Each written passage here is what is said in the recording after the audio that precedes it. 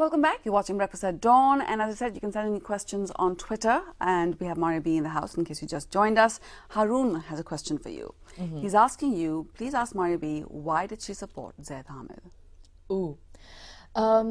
You see, I'm an extremely patriotic person. I've told everybody from day one. And I've been searching. You know, you reach a point in life where you're making a lot of money. You have all your dreams coming true. You've done your bit, and you're like, now what? Do I have something to contribute to society? Is there a role that I have to play in doing something for my country?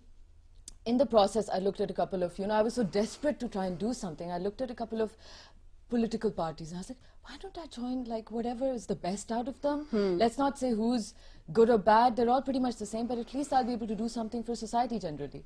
Make a dent wherever you are. Bloom where you're planted, kind of thing. Exactly. And plus, considering the fact that I am kind of, a celebrity status, it's my responsibility, whatever I've been given by God, I believe, is I've always wanted to use it positively.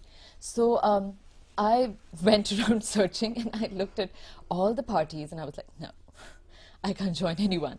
So that's when I had just gone for a lecture. There's this friend of mine who works, who actually studies at LAMS, and a couple of friends, we said, oh, there's this lecture, let's go and see what it is. And it was Zaid Hamid. And I can't tell you, I sat through that lecture. It was live, and I think 1.5 hours with question answers, and I had a meltdown. For the first time in my life, I knew that this was the man who's going to try. He's trying, we're all trying to bring change in this country, positive change. Patriotic, he has very strong views about certain things. At the same time, I've started this project called Wake Up Pakistan. Yes. I'm taking it all over Pakistan. I'm funding it myself. I do not want any sponsors to come and, ki hum ye kare, hum wo kare, whatever. So this entire thing started with Zaid Hamid. Having said that, he's one face, one person.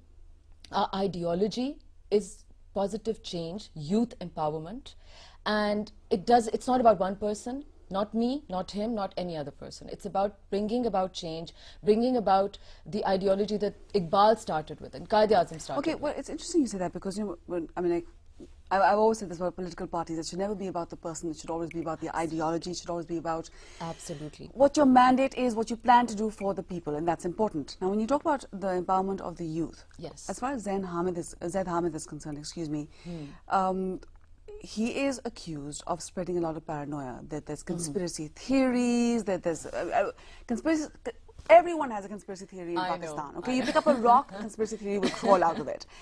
Do you think perhaps that propagating that kind of paranoia is actually helpful, especially for the youth who are already so misdirected and they're looking for something, and we're already so cynical, we're already so bitter, it just adds fuel to fire?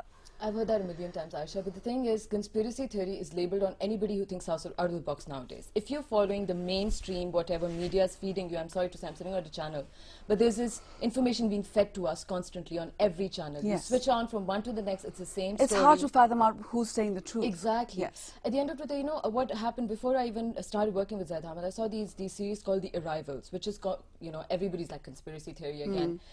But deep inside, every individual living in Pakistan knows that there are other powers at play. Oh, sure. We cannot possibly be that naive. No, you can't be that naive. Absolutely. I think that there's nothing wrong, and we are directing everything, and there's no international.